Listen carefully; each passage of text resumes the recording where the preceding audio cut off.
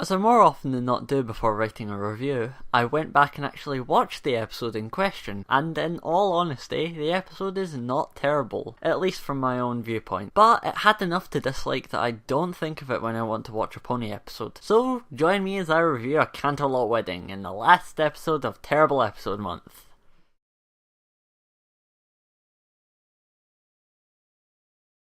I don't like this episode!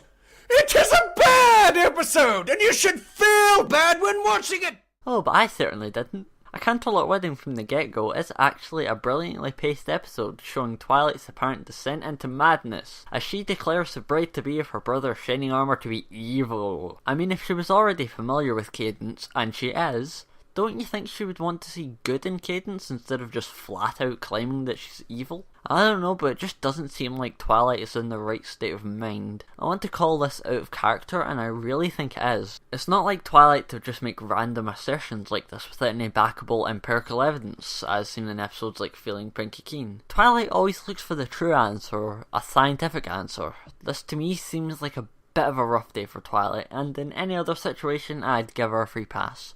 But a sin really is still a sin. Okay, so Cadance and Shining Armour kind of come out of nowhere.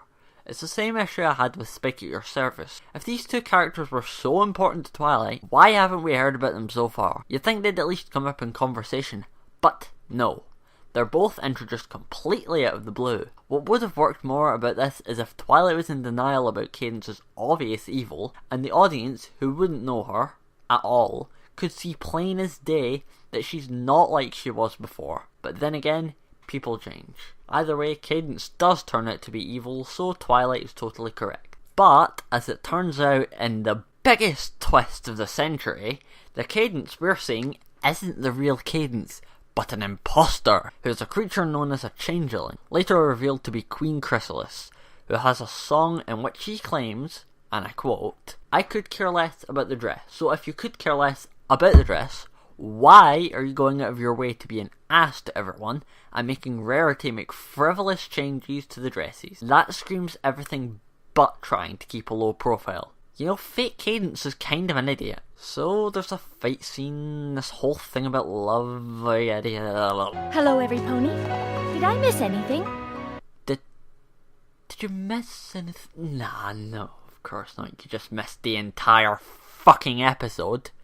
Seriously, where the hell were you, Luna? Was she sleeping? Is that what she does during the day? If so, how could you sleep through a shield being shattered, crashing stuff, explosions everywhere, screaming? I know it's a nitpick, but oh, it really bothers me. So, I guess a Canterlot wedding isn't the worst episode I've ever seen, but I still sort of dislike it. On a more positive note, we're back to our regular positive review schedule next week, where I review an episode that I've been wanting to review for a while. Bats. See y'all next week, every pony.